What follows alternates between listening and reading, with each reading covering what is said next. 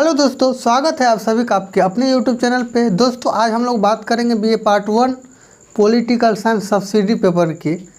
तो इसमें ऑब्जेक्टिव कुल 30 ऑब्जेक्टिव लिया गया है। 30 क्वेश्चन है जो कि आपके एग्ज़ाम के लिए काफ़ी इम्पोर्टेंट है। और ध्यान रहिए, जो एमसीक्यू है आपको सब्सिडी पेपर में भी काम देगा और ऑनर्स पेपर में भी काम देगा। दोनों पेपर में आपको हेल्पफुल होगा। सब्सिडी एंड ऑनर्स पेपर दोनों में है, ठीक है। इसीलिए ऑनर्स वाले भी देखिए और सब्सिडी वाले भी देखिए। आप लोग राज्य से रिलेटेड इसमें ऑब्जेक्टिव है, ओनली स्टेट से रिलेटेड ही एमसीक्यू है। सो इसीलिए याद रखिए, इससे रिलेटेड जितना भी प्रश्न है सभी प्रश्न को हम इसमें दे दिए हैं। तो चलिए वीडियो का अंत तक बने रहिएगा। चलिए, एक भी क्वेश्चन को स्किप नहीं करना है, वीडियो को स्किप करके मत देखिएगा प्लीज़। तो चलिए आगे बढ़ते हैं। पहला नंबर प्रश्न देखिए।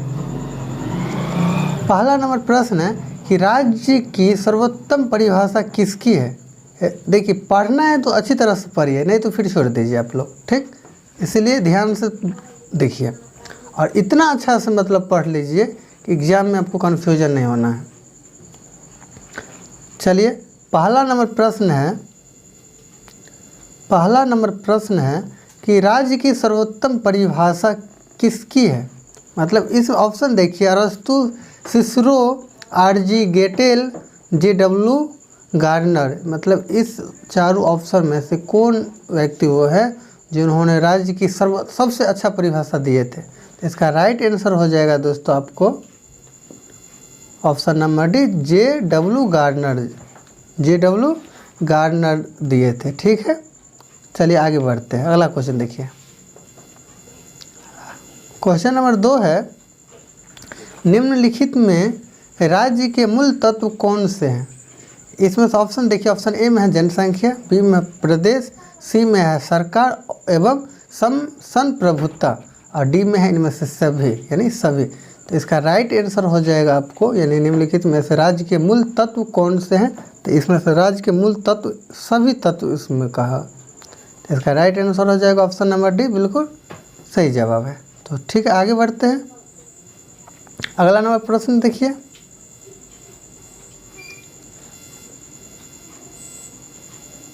आप लोगों के लिए वीडियो नहीं बना पा रहे थे क्योंकि सुमन सर भी बिजी है शादी में और इधर हम भी बिजी हो गए थे इसीलिए। तो चलिए, क्वेश्चन नंबर 3 है, किसने कहा है जो मनुष्य राज्य का सदस्य नहीं है वो या तो देवता है या फिर जानवर है।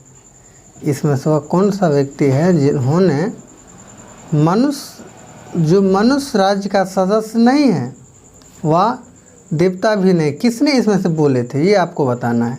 किसने कहा है जो मनुष्य राज्य का सदस्य नहीं है वह या तो देवता है या फिर जानवर है। तो ये जो बोलने वाले थे ये आपको अरस्तु बोले थे। ऑप्शन नंबर ए इसका राइट आंसर हो जाएगा, अरस्तु, ठीक है। आगे बढ़िए। अगला नंबर प्रश्न देखिए, प्रश्न संख्या 4, किसने आज्ञाकारिता को राज्य के मूल तत्वों में शामिल किया है। किसने आज्ञाकारिता को राज्य के मूल तत्वों में शामिल किया है। देखिए आप लोग, यदि आप लोगों को पता है तो आप लोग कमेंट में डाल सकते हैं इसका राइट आंसर, ठीक है। और टेस्ट भी दे सकते हैं कि टोटल देखिएगा कितना आपको आता था और कमेंट बॉक्स में दे दीजिएगा कि आपको कितना सही हुआ है। तो इसका राइट आंसर हो जाएगा दोस्तों option number A, W below भी इसका राइट आंसर है। चलिए आगे बढ़ते हैं।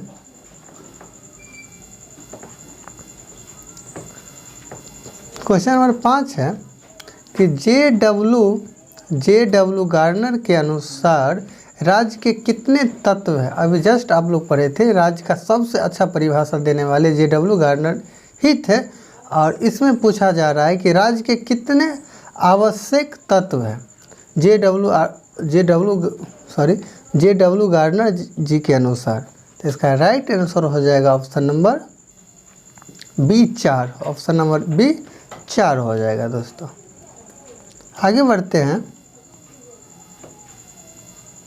देखिए 6 नंबर प्रश्न है एक आदर्श राज्य की जनसंख्या 5040 यानी 5040 होनी चाहिए। यह किसका विचार है? यह किसका विचार है? मतलब इसमें से किनके अनुसार एक राज्य का जो जनसंख्या होगा 5040 ही होना चाहिए, जो अच्छा होगा। किनके अनुसार ये बोल रहे हैं? आखिर ये बात बोलने वाले कौन थे? तब प्लेटो थे। कौन थे? प्लेटो। प्लेटो जी के अनुसार जो है राज्य की जनसंख्या 5040 होनी चाहिए था। ठीक है, आगे बढ़ते हैं। इसका right answer option number A हो जाता है। ठीक है, अगला नंबर प्रश्न देखिए आप लोग। 7 नंबर क्वेश्चन है कि रूसो के अनुसार एक आदर्श राज्य के लिए कितनी जनसंख्या आवश्यक है? देखिए, अभी आप लोग पढ़े थे, अभी जस्ट आप लोग पढ़े हैं, प्लेटो के अनुसार 5040 था। ठीक है, और यहाँ पे रूसो का अनुसार पूछा जा रहा है। ध्यान रखिएगा, अच्छी तरह से याद कर लीजिएगा आप लोग। अब रूसो के अनुसार जब भी आपसे पूछे तो इसका राइट आंसर हो जाएगा दोस्तों ऑप्शन नंबर सी 10,000। रूसो के अनुसार 10,000 हो जाएगा, प्लेटो के अनुसार 5040 हो जाएगा। ठीक है, अच्छी तरह से याद कर लीजिएगा। चलिए आगे बढ़ते हैं। ध्यान मतलब देख लिए, समझ चुके हैं कि रूसो के अनुसार एक आदर्श राज्य के लिए कितनी जनसंख्या होनी चाहिए? तो 10,000 होनी चाहिए। रूसो के अनुसार 10,000 और प्लेटो के अनुसार 5040 ही होना चाहिए था। आगे बढ़ते हैं।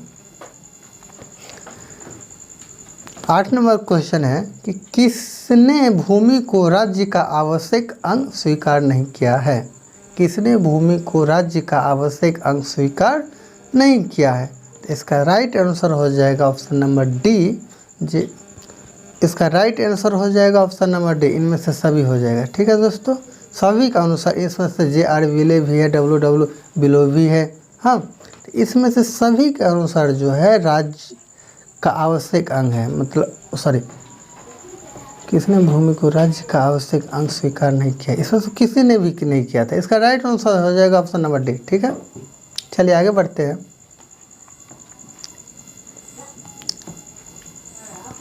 9 नंबर प्रश्न देखिए, किसने भूमि को राज्य के लिए अनिवार्य बताया है? देखिए, इसका थ्योरी जो है आपको क्लास में बता दिया गया था। हाँ, और इससे रिलेटिव आपको जितना भी MCQ बनेगा, ऑब्जेक्टिव बनेगा, इस वीडियो में हम दे दिए हैं। तो ध्यानपूर्वक देखिए, हमको पता है आप लोगों को ऑलरेडी आता ही होगा, फिर भी आप लोगों के लिए बना दिया गया, क्योंकि सभी बच्चा तो क्लास नहीं आ सकता है ना, उसको सबको देखते हुए बना दिया जा रहा है वीडियो आप लोगों के लिए। तो 9 नंबर प्रश्न है, किसने भूमि को राज्य के लिए अनिवार्य बताया है? किसने भूमि को राज्य के लिए अनिवार्य बताया है? तो ये जो है वुडरो विल्सन भी है, हाँ, ब्रांसली भी थे, G.W. गार्डनर भी हैं। इनमें सभी देखिए, सभी वाला ऑप्शन ज़्यादातर हम देख रहे हैं कि सबटा हो रहा है। ठीक है, तो आप लोग भी आँख मूंद के जहाँ भी मिले आपको इनमें से सभी 90% ये लेकर चलिएगा कि वो सही ही होगा। जब नहीं पता चले, कंफ्यूज हो जाइएगा, तो आप आराम से इनमें से सभी मार्क आ जाइएगा, कोई दिक्कत नहीं। 90% सही होने की संभावना बढ़ जाती है। 10 नंबर प्रश्न देखिए, किसने कहा है कि मनुष्य समुदाय निर्माण करने वाला प्राणी है? किसने कहा है कि मनुष्य समुदाय निर्माण करने वाला प्राणी है? तो ये जो बोलने वाले थे ये आपको H.J. लास्की बोले थे। कौन? लास्की। ऑप्शन नंबर बी इसका राइट आंसर हो जाएगा।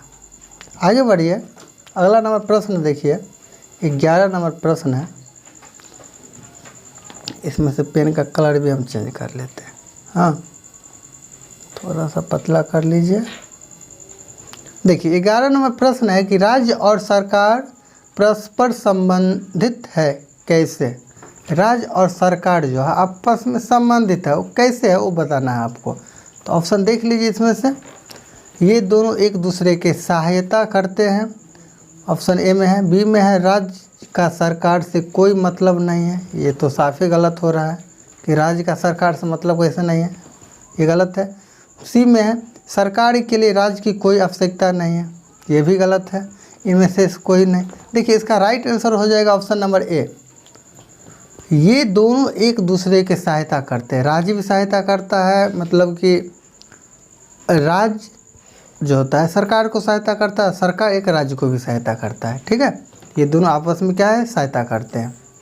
अगला क्वेश्चन देखिए, 12 नंबर प्रश्न है, संप्रभुता का अर्थ है। संप्रभुता का अर्थ क्या है बताइए।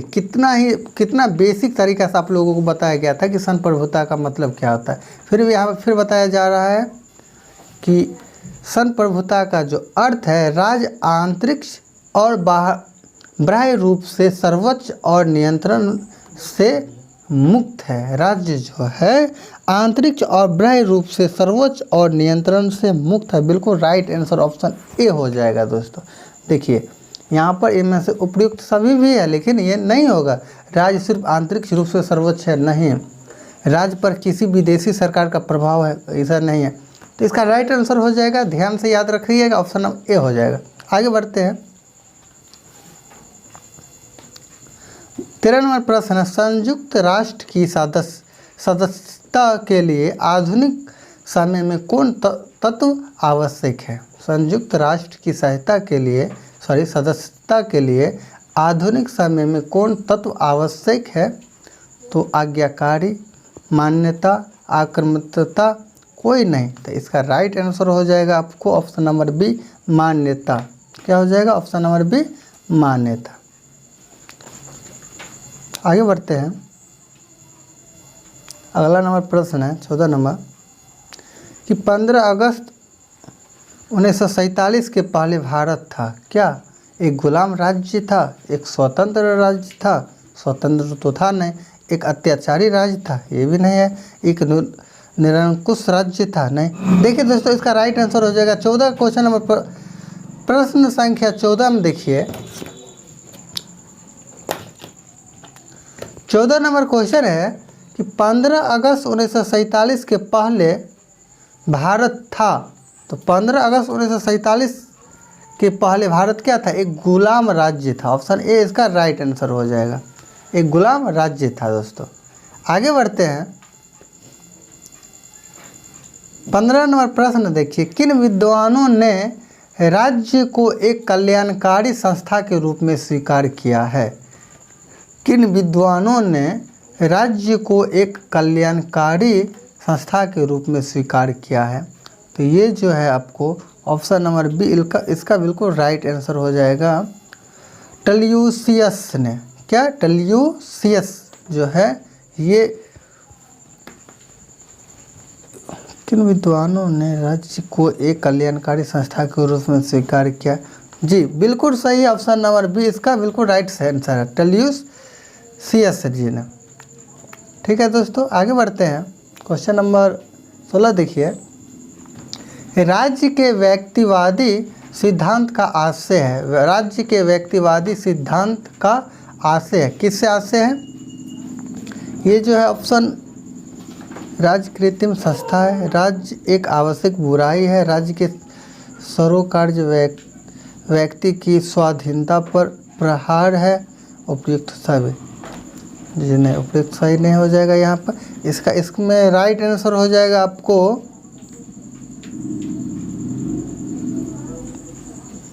राज्य के व्यक्तिवादी सिद्धांत का आशय है। राज्य एक बुराई है, सॉरी देखिए, राज्य एक आवश्यक बुराई है, इसका राइट आंसर ऑप्शन बी हो जाएगा। आप लोग यहाँ पर उपयुक्त सभी नहीं लगाइएगा, हाँ देख लीजिए। राज्य के व्यक्तिवादी सिद्धांत का आशय है, इसका राइट आंसर हो जाएगा ऑप्शन नंबर बी। चलिए आगे बढ़ते हैं, 17 नंबर प्रश्न है, राज्य के व्यक्तिवादी सिद्धांत के प्रमुख समर्थक है। राज्य के व्यक्तिवादी सिद्धांत के प्रमुख समर्थक है। तो ये जो है आपको इसका राइट आंसर हो जाएगा option Jeremy Bentham, Herbert Spencer, Harold J Laski. इसका राइट आंसर हो जाएगा दोस्तों ऑप्शन नंबर डी, बिल्कुल राइट आंसर, इनमें से सभी हो जाएगा। ठीक है, चलिए आगे बढ़ते हैं, राज्य का आदर्शवादी सिद्धांत राज्य को किस रूप में मान्यता देता है? राज्य का आदर्शवादी सिद्धांत राज्य को किस रूप में मान्यता देता है? तो ये जो है आपको एक सर्वोच्च नैतिक संस्था के रूप में इसको ये देता है, ठीक है, मान्यता देता है। इसका राइट ऑप्शन नंबर ए हो जाएगा। राज्य का आदर्शवादी सिद्धांत राज्य को किस रूप में मान्यता देता है? तो ऑप्शन ए एक सर्वोच्च नैतिक संस्था के रूप में देता है। चलिए आगे बढ़ते हैं। 19 नंबर प्रश्न है कि राज्य के आदर्शवादी सिद्धांत के प्रमुख समर्थक है। राज्य के आदर्शवादी सिद्धांत के प्रमुख समर्थक है, तो इसका राइट आंसर हो जाएगा option number B, Hegel. Hegel इसका राइट आंसर हो जाएगा ऑप्शन नंबर ए, हीगेल। ठीक है दोस्तों, चलिए 20 नंबर प्रश्न देखिए। किसने कहा है राज्य पृथ्वी पर परमात्मा का अवतरण है? किसने कहा है राज्य पृथ्वी पर परमात्मा का अवतरण है? तो इसका राइट आंसर हो जाएगा टी.एच. ग्रेन नहीं होगा, हीगेल, अरस्तु जी। दोस्तों इसका राइट आंसर हो जाएगा ऑप्शन नंबर बी, हीगेल। इसका राइट आंसर हो जाएगा ऑप्शन नंबर बी, हीगेल। 21 नंबर प्रश्न है, किसने कहा मेरी आत्मा का निवास स्थान राज्य में है? 21 नंबर प्रश्न है दोस्तों, मेरी आत्मा, किसने कहा है मेरी आत्मा का निवास स्थान राज्य में है? तो ये जो बोलने वाले थे आपको बता दे, डॉक्टर ए आशीर्वादम, फॉलेन, हीगेल, कुमारी एमपी सभी नहीं। इसका राइट आंसर हो जाएगा ऑप्शन नंबर सी, बिल्कुल सही जवाब है कुमारी एमपी। कुमारी एमपी ने ही बोले थे ये बात कि मेरी आत्मा का निवास स्थान राज्य में है। ठीक है दोस्तों, चलिए आगे बढ़ते हैं क्वेश्चन नंबर 22 की ओर। 22 नंबर प्रश्न देखिए। 22 नंबर प्रश्न है कि किसने कहा है सब कुछ राज्य के भीतर है? देखिए क्लास के समय आप लोगों को कितना तुर के बताया जा रहा था, इस पर ध्यान दीजिए। जो बात बोले हैं यही मेन पॉइंट होता है। और आप ऑनर्स पेपर जो लिखते रहते हैं, नाम के साथ आप अच्छा से ये चीज़ लिख देते हैं ना, तो काफ़ी अच्छा आपको मार्क मिलने की संभावना बढ़ जाती है। तो ध्यान रखिएगा, इसको देखते हुए आप लोगों को काम करना है।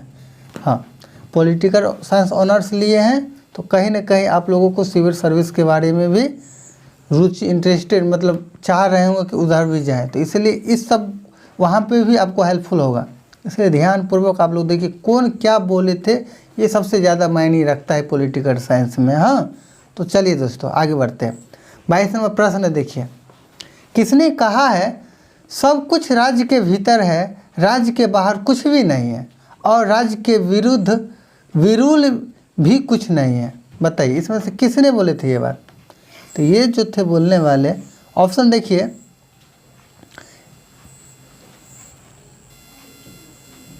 क्या था एक बार फिर देखने दीजिए हमको। लिखा है किसने कहा है सब कुछ राज्य के भीतर है, राज्य के बाहर कुछ भी नहीं है, और राज्य के विरुद्ध भी कुछ नहीं है। ये जो बोलने वाले थे ये आपको मुसोलिनी ने बोले थे ये बात। इसका राइट आंसर हो जाएगा ऑप्शन ए हो जाएगा, बिल्कुल राइट आंसर, सही जवाब है। ठीक है, मुसोलिनी ने बोले थे ये बात। ठीक है दोस्तों, चलिए आगे बढ़ते हैं। देखिए 23 नंबर प्रश्न है कि राज्य के समझौतावादी सिद्धांत का समर्थन किसने किया है? 23 नंबर प्रश्न है कि राज्य के समझौतावादी सिद्धांत का समर्थन किसने किया है? ये जो है ये जॉन लॉक किए थे, जॉन लॉक। ठीक है दोस्तों, याद रखिएगा। आगे बढ़ते हैं, वीडियो बहुत बड़ा हो जाता है इसलिए थोड़ा शॉर्टकट करने की कोशिश करते हैं। 24 नंबर प्रश्न देखिए, क्योंकि थ्योरी आप लोग ऑलरेडी पढ़ ही चुके हैं। हाँ, फिर भी हम कोशिश, मेरा ये रहता है कि कुछ हद तक यहाँ पर भी आपको बता दें। देखिए 24 नंबर प्रश्न है कि राज्य के आंगिक सिद्धांत का प्रतिपादन किसने किया है? राज्य के आंगिक सिद्धांत का प्रतिपादन किसने किया है? तो ये जो किए थे ये हर्बर्ट स्पेंसर होगा इसका राइट आंसर। ऑप्शन ए इसका राइट आंसर है।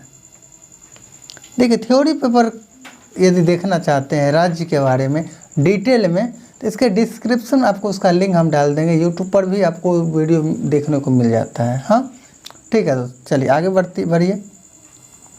देख सकते हैं आप लोग डिस्क्रिप्शन में जा कर के राज्य के बारे में वीडियो, मतलब ऑनर्स पेपर के लिए आपको चाहिए तो आप लोग वहाँ पर देख सकते हैं। किसने राज्य को व्यक्ति का विराट स्वरूप माना है? किसने राज्य को व्यक्ति का विराट स्वरूप माना है? तो इसमें से इसका राइट आंसर हो जाएगा ऑप्शन नंबर ए, अराजकतावादियों ने। अराजकतावादियों ने इसका बिल्कुल राइट आंसर है। ठीक है दोस्तों, चलिए आगे बढ़ते हैं। 26 नंबर प्रश्न है, किसने राज्य को साध्य माना है? किसने राज्य को साध्य माना है? तो ये आपको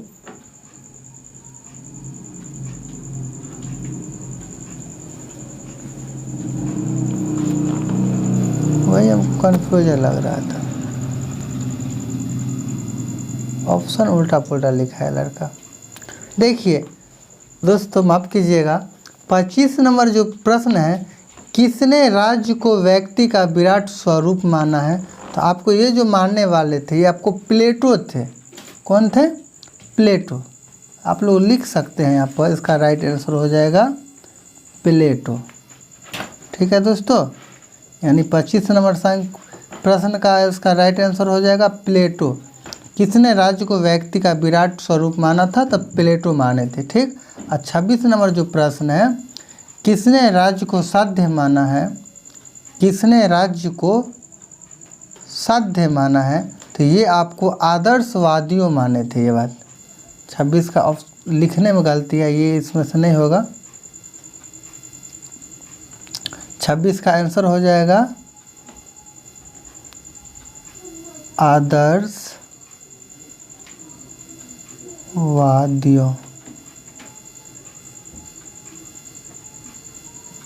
ने। ठीक है दोस्तों, तो किसने राज्य को साध्य माना है? तो आदर्शवादियों ने माना है। आदर्शवादियों ने माना था। ठीक है दोस्तों, चलिए 26 नंबर हो गया। अब हम लोग प्रकृति एवं क्षेत्र के बारे में पढ़ेंगे। चलिए इसके लिए एक अलग से वीडियो बना दिया जाएगा। फिलहाल इसमें राज्य से रिलेटिव ही रहने दीजिए। वीडियो अच्छा लगा हो तो लाइक कीजिएगा। अभी तक हमारे चैनल के साथ नहीं जुड़े हैं तो आप सब्सक्राइब करके हमारे साथ जुड़ सकते हैं। इसी तरह का वीडियो आप लोग को मिलता रहता है। सुमन सर को समय नहीं था इसलिए वीडियो नहीं बना पाए, तो हम बना दिए आप लोगों के लिए। हाँ, ध्यान रहे, यदि आपको राज्य से रिलेटेड आपको वीडियो चाहिए, मतलब ऑनर्स पेपर के लिए, तो आप लोग कमेंट कर सकते हैं। देन उसके बाद हम आपके लिए वीडियो बना के इसमें डिस्क्रिप्शन में डाल देंगे उसका लिंक। हाँ, तो ठीक है दोस्तों, मिलते हैं अगले वीडियो में। तब तक के लिए बाय एंड टेक केयर।